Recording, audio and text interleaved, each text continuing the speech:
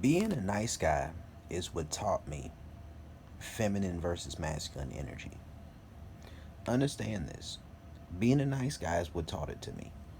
Being a nice guy is what taught it to me. And I'll explain what I mean.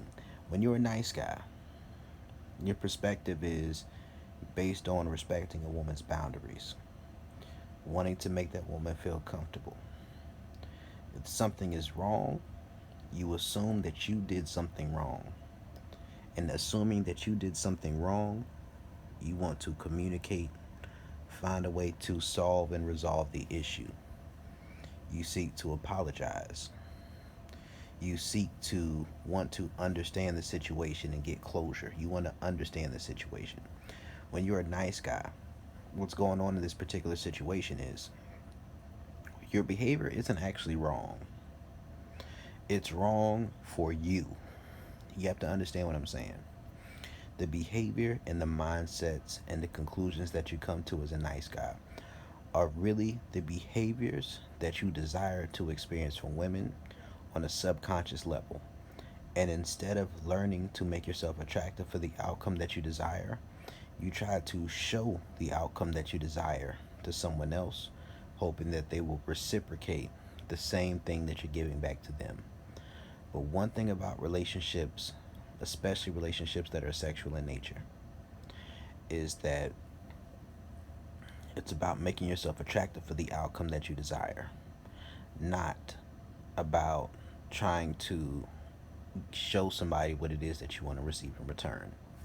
It doesn't work like that. Relationships between men and women, shit, probably even relationships between men and women, when you don't have a clear sense of who's the one who's in the lead, and that's understood and that's agreed upon, and it's agreed upon not just through words, but through actions and energy, then what transpires is a struggle, a power struggle that appears whenever you reach a fork in the road. See, being a nice guy is being submissive with a woman. What does that mean? What that means is that when that woman has an issue, because she has an issue, it's your problem.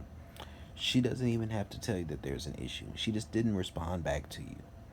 And then now you're thinking, well, what's going on? Why isn't she talking back to me? What's the issue? I don't know what's going on. And when you have that particular mindset, your thought process is you become insecure. You have a scarcity mindset. And from that scarcity mindset, you seek to absolve and to figure the situation out. You want to talk to the woman, you want to communicate, you want to fix it. The issue with it is masculine nature versus feminine nature. So within a man is the ability and the desire to be masculine, to be dominant. That's where a big part of your ego is going to be based in, unless you're socially programmed to believe that being feminine is what truly being secure is. Now, there's a difference between being prematurely integrated versus being integrated. So if you're integrated, then what may happen is you'll get to the point where you've walked in your dominance and your masculinity long enough and effective enough to be able to understand situations and scenarios where being overly critical, being overly unyielding, unbending, where being overly harsh, where being too strong at times can be to your detriment in situations where a woman is feminine and submissive with you. I talk about that in my daddy versus father videos, right? Because daddy is the guilty pleasure. The daddy is the happy place. The daddy is the oasis. That's where you go to have an escape from the world. And the father is when the expectations that you place on a woman become something that becomes such a heavy burden that she is unable to get with your program. She's unable to get her mind right to make the decisions and to behave in a way that is conducive to what your agreement is. So you're constantly having to reprimand the woman and check that woman. And because you're not willing to leave, it just begins to feel overbearing. And as that begins to feel overbearing and overwhelming, and that woman isn't fully getting into her feminine submissive energy, what happens is it begins to feel like you're more like her father than being daddy. it begins to feel more like you're being her father than being that daddy dick that she goes to get a stress relief at the end of the day. Instead of it being that you're the man who she comes to for advice about life to help out, it becomes more of a thing to where she can't come to you for advice because you are the source of her problems. And she doesn't want to listen to you about the advice because you're a big source of her problems. So it's really a matter of, the daddy versus father thing. But when we're looking at this dynamic, that being a nice guy taught me about femininity and taught me about submissiveness. When you're feminine in your energy as a man, you want that woman more than you want to interact with her in the way that you want to. So that means that you're willing to compromise. It means you're willing to do things on her time, on her terms, even if your mindset and your perspective is, I want to deal with her at this time. I want her to link up with me when I want to link up with her. I want her to make herself available. Even if your mindset isn't to wait around for her to make herself available, you have an inability to say to just cut ties because her excuse is good. She gives you a good excuse, and you say, you know what? She's not available right now. She's busy. She's got to work. Maybe she got to take care of her kid if you deal with women who got kids. Maybe she got to do some homework.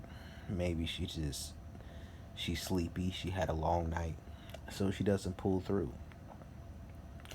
And instead of taxing that woman or charging that woman, you know in your heart that if you try to tax that woman, that it's going to be a situation to where she's not going to go for it because she's strong in her stance and she doesn't feel like she owes you anything for the time that she wasted and how she disrespected you.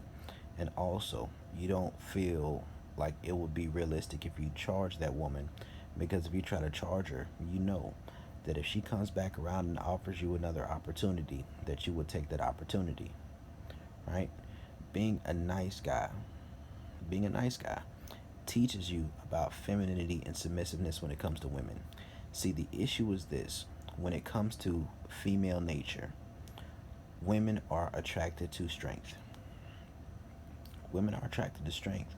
So when you're taking this perspective of being feminine and submissive with a woman as a nice guy, how this often turns out is that when you're being consistent with a woman, when she can, you know, put you on a clock and on a timer and knows exactly what you're going to do and what you're going to say and how you're going to react, it comes to a certain point where a woman feels like you're predictable.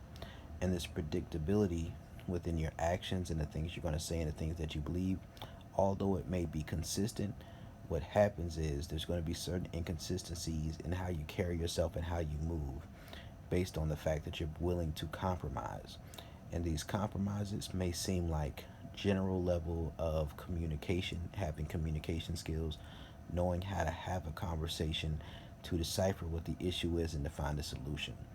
But when a woman isn't feminine and submissive with you, oftentimes that's her way of saying that she just isn't trying to pick up what you're putting down, and that trying to find a solution feels like begging.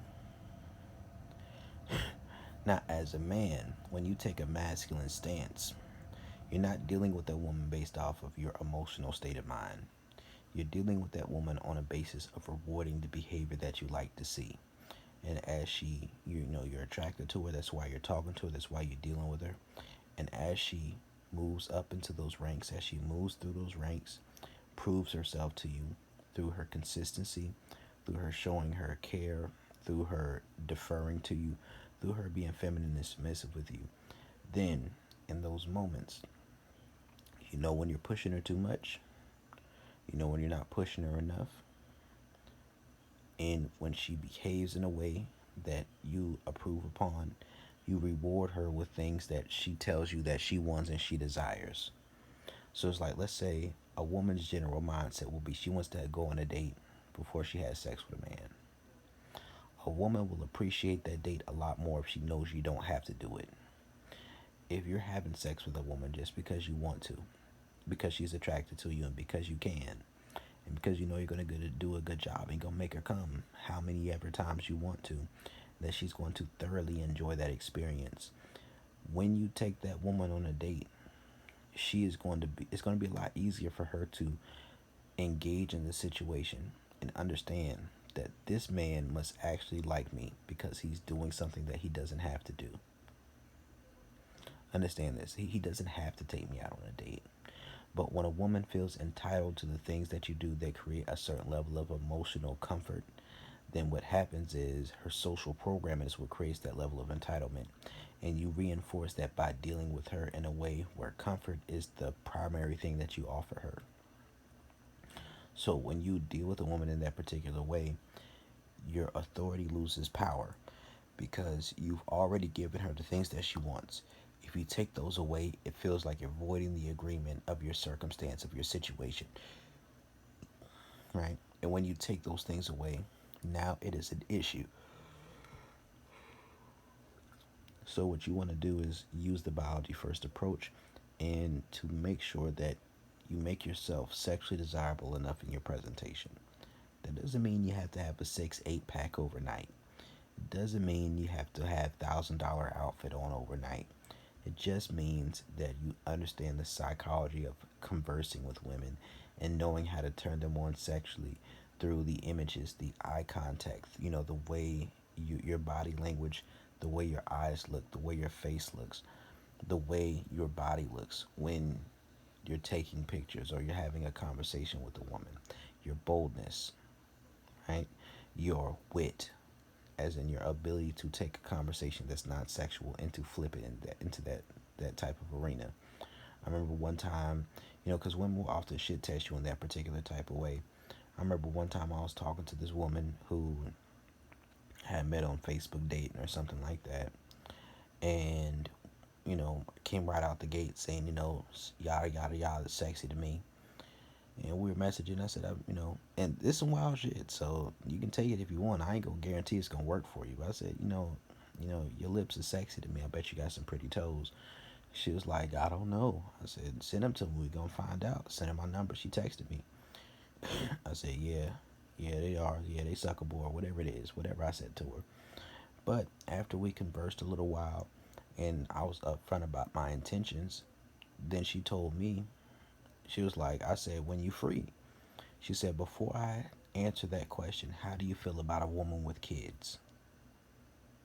Now, what a lot of simp ass niggas would do is they would tell the woman, I think having kids is a beautiful thing, and I want to have my own kids one day, and I always wanted to be a stepfather, and maybe we should all get together, and I should, take you and your kid out on a date one day, and we can all have a good time. Like, that's goofy as hell, and that's weird because I don't feel comfortable with a woman who doesn't know me that well introducing me to her children because although I'm not a weirdo, somebody else might be a pedophile. I'm not one, but somebody else may be. And if you build up those habits of having random people around your children, then you're opening up the opportunities for those things like that to happen. Some people may say that's victim blaming. I don't think it is. You have to protect your fucking children. But what I'm saying in this particular situation is when she said that to me, I said, the fact that you have kids, to me, that means that you don't have time to play games. And your pussy is either too good to pull out or you just fertile. So, and that's what I told her. I said, either your pussy too good to pull out, you're just fertile, or you don't know how to listen. And you don't have time to play games. And neither do I. Oh, I was fucking for some months. So, when you understand the test and how a woman is going to come at you when she feels unsure about things, when you approach her from the biology first approach, it's very important to understand how to establish boldness, how to bypass those initial tests because you're approaching a woman in a way that tests her femininity. So she's going to desire to test your masculinity. Now, there's a difference between a woman expressing clear disinterest and a woman just testing you by asking goofy ass questions. But when I'm talking about how being a nice guy taught me how to be feminine, it taught me an understanding of femininity and submissiveness. There were times where I was younger and I would deal with a woman, or I would be talking to a woman, and my goal would just be, I just want this girl to be my girlfriend. I just want this girl to be my girlfriend.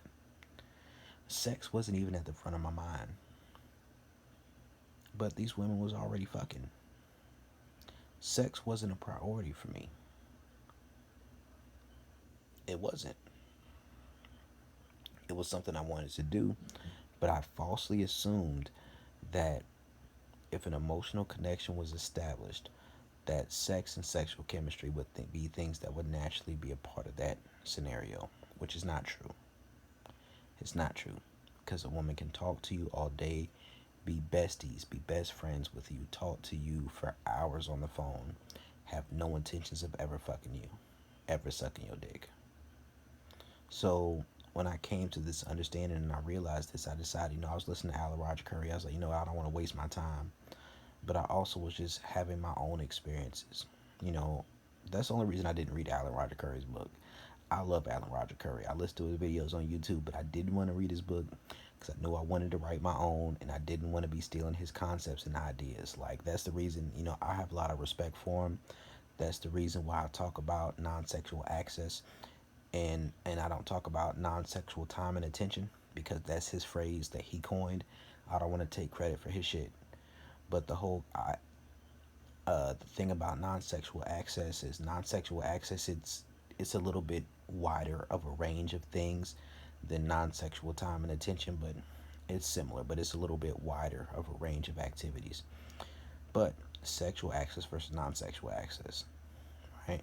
So when we're looking at these type of thing, what I realize is that a woman needs to earn your non-sexual access. That's not something that you give a woman for free. A woman who desires that for free often falls into the category of a Topanga. A Topanga is a woman who isn't trying to get on your program. She has her own mindset about the way she wants to interact with a man. She is somewhat masculine in her energy, as in she has strong convictions and stances. She may be sexual, she may be a freak, and if you stick around long enough trying to date her and you're doing all that she wants, she may give you some ass. And if you're in a situation where she tries to play that game on you and then you pull away and take that validation away, she may give you some ass for triggering her insecurities, but she's not going to be sexually available to you only because you want her to. It's going to be a situation where she knows that she fucked up or you're doing everything that she wants. It's one of the two. And as a masculine dominant man, you're not going to do everything that she wants, so a Topanga's not really going to be a fit for you. I remember watching Boy Meets World back when I was a kid. This is what led to me being a nice guy. Not everything, but it's a big part of it. Of course, I saw things in my childhood that encouraged that type of behavior and mindset. I did, but that wasn't the only factor. A big factor of it was watching TV, seeing Boy Meets World, seeing Corey and Topanga. There was something, I felt something inside of me when I watched Topanga push Corey up against that locker and start kissing him. Back when I was a little kid watching Boy Meets World, and that moment, it sent a certain chill through my body. It sent a certain shock, a certain vibration through my body that made me desire to be with a woman who was sexually aggressive. I've had those experiences since then. So one thing I understand is that the women who will be sexually aggressive is either a Topanga once you've either hurt her ego or you've gotten with her program and she rewards you with sex for getting with her program, or a no limit soldier who is just genuinely sexually attracted to you, but she doesn't value you outside of a sexual encounter. These are generally the archetypes of women who will be sexually aggressive with you. But one thing I understand that as a man, as you develop into your masculinity, as you develop into your masculine energy, a woman who takes the lead is not the woman that you necessarily want to be with unless she's taking the lead because she knows that she already, through her actions or words, rejected your advances and she wants to make up for that.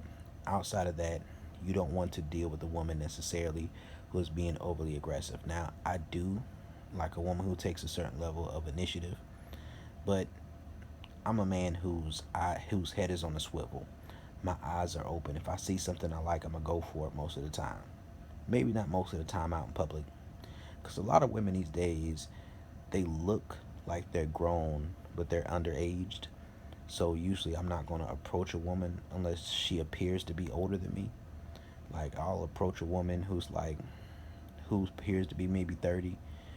You never know how old black women are, because a woman can look to be 30 and be 25 or 22, and a woman can appear to be 15 and be 40 years old. It's like black women are amazing, and you just never know how old they are. So that's why a lot of times I stick to online dating, because it's like that shit could be weird, and I've learned how to finesse online dating. But basically, I'm just talking about how being a nice guy taught me what femininity is. The way you interact with a woman, doing things on her time, doing things on her program, doing things on her schedule, being overly empathetic, sympathetic, and understanding to the things that she desires to do. Having a mindset and a perspective to where you seek to appease her when she's in a state where she's unhappy or dissatisfied with the way that you're treating her. When this is the perspective, or seeking to understand or justify, or just seeking to correct the situation when anything she says is an issue, even if you don't agree. See, these are things that nice guys do, and these behaviors are not wrong in and of themselves. These are just things that are submissive, and these submissive types of mindsets, these feminine type of mindsets, are best suited for women to have with men, because as a man in life, you learn to display emotional discipline. As a man in life, you have to learn discipline. And this emotional discipline that you have, it helps you reward the behaviors that you like to see. As a man, you don't have to be in your feelings to treat a woman right. As a man, you don't have to be head over heels in love in order to reciprocate, or in order to treat a woman well, or in order to want to have sex with a woman, or even in order to want to have a relationship with a woman. Oftentimes, if you're head over heels in love with a woman, that is premature integration, and that situation is going to fucking fail. The issue is this: you can walk into love with a woman, or have a woman climb up into love with you. You walk into love as a man. You don't fall into it. You have control, you have emotional discipline. And when this happens, you set a plan, you set a program. When you meet a woman, you interact with a woman. You say, you make it clear these are the things that I desire. She does those particular things for a certain period of time, and she really gets into that program. She gets into the rhythm and the swing of it. And as she gets into the rhythm and the swing of it, certain opportunities will pop up for you to display different aspects of showing a little bit of vulnerability here and there. As you show that vulnerability, that's a different test. The first test of that woman's femininity is a test of giving her instructions. The first step is testing her ability to follow instructions. That's why I said earlier, I'll text a woman. I'll tell a woman on a dating app, text me a picture for the contact and them toes. Just seeing if she can follow instructions. That's a test of her femininity. But after that, you see if she's sexually available. You're testing her sexual desire for you. But after that, you test out the sexual compatibility. That's a mutual thing. But after you test that out, you test that woman's sexual submissiveness, right? Seeing if you can push those boundaries, put your thumb in her ass, smack her, choke her, spit in her mouth, call her your nasty bitch.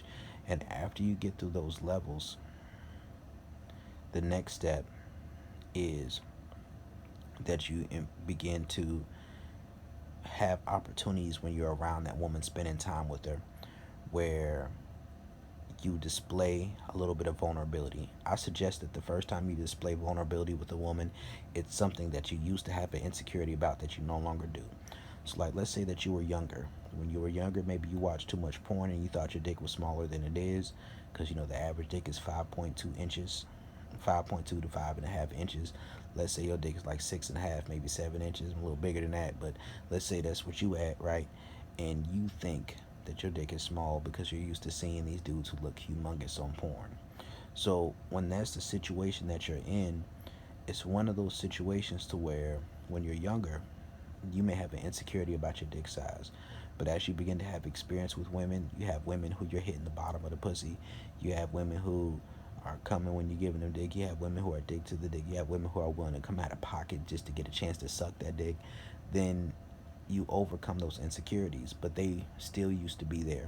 So one way of showing that vulnerability is just expressing an insecurity to a woman and seeing if she takes that as an opportunity to try and to play with your emotions, to see if she is the type of woman who will take that insecurity and then use that as an opportunity to try and hurt you, to test you, right? And if a woman is unable to experience certain levels of your vulnerability without taking that as an opportunity to see you as weaker, then that's where you leave her right the fuck where she's at. You give her some time to progress, and after you give her some time to progress, the next step is that you give her another test. And if she passes those tests, as far as she is continues to maintain the same level of respect and sexual attraction to you as you show vulnerability, then you invest more emotionally, you invest more time, you show more vulnerability, you expose more of who you are as a man, and you pace that out so that you can see how she reacts to it. And then over time, as you express those things, you eventually integrate that woman to where, like Esther Perel said, usually the things that correlate to an exciting sexual relationship are contrary to the things that correlate to a healthy long-term relationship. What integration is about bringing someone to the place where those things that correlate to a positive, healthy long-term relationship uh, are related to sexuality in a way that those things begin to turn them on. So, like, I saw this study or this experiment about a boot. They brought that boot closer and closer, and then related to the sexual encounters in this experiment. Then after they brought these things in, after a while they began to remove the sex further and further away from it to the point where somebody could be turned on by the boot in and of itself. When things are within the vicinity, it has the ability to create that same desire through correlation or through those things being close enough in vicinity. And that's similar to why a lot of guys don't believe in having male friends. Let's say a woman's sexual desire or her experiences, her social programming isn't strong, it is really strong, and you're working on increasing her sexual desire or opening her up sexually. If other men in her vicinity, then they're going to reap the benefits of that as well. So that's something to think about as well. But when we're talking about this process, it's the same way I developed a foot fetish to an extent. To an extent, not completely, but it was just a situation where I was just having a conversation with a homeboy one day. I never really even thought about it. He said something about it. I'm like, oh, that's kind of weird, but I feel him. I started looking at the stuff online a little bit. Before you know it, shit, I had a foot fetish, and then I realized that fetishes are something that can be integratable because I was in a relationship with a woman gained weight, and when she gained that weight, she still had pretty feet, and it helped me maintain sexual attraction to her long enough for her to lose the weight and then become more attractive than she was before she gained the weight. So when we're talking about sexual integration, fetishes play a big part in that. But the same concept of how fetishes are built is the same concept that you can use to sexually integrate traits that usually aren't seen as sexually desirable and make those sexually desirable traits and preferences. So when we're looking at sexual integration, it often can work like that. It often can work like that. But, this is just a rant about how being a nice guy taught me about femininity and submissiveness. Being a nice guy taught me what it looks like to value somebody more than you value doing things your way. And it also taught me, like, women these days are so masculine that if you study the way a woman who is in her social program and desires to interact with a man, you will really see to an extent how a man should interact with a woman. To an extent, not completely, but to an extent. And when you observe those things, especially when you used to be a nice guy and you say, you know what, this dynamic is not completely wrong, it just needs to shift roles. And as this dynamic shift roles, me as a man, I can display emotional discipline. I know the things that this woman desires. It's like the king and queen system. If I'm the one who's in the lead, I can still elevate her to her highest position. But if she's in the lead, I can't be elevated to my highest position. So as you're a king, she gets with your program, submits herself to your kingdom, assimilates herself to your program, to your process, and then you can elevate her to the position of queen if she gets with it long enough, if she's attractive enough to you. And the goal of the biology first approach is, you might start off with women who may not be fully submissive or fully attractive to you. But after a while, you get to the point where the women that you're dealing with are both attractive and feminine and submissive. And when you're dealing with a woman who's both attractive and feminine and submissive, and that she also has some common interests, or she's at least willing and open to getting into the things that you're into, you put yourself in a position where you can weed out the women in your rotation to find the woman that you want to be with using the biology first approach.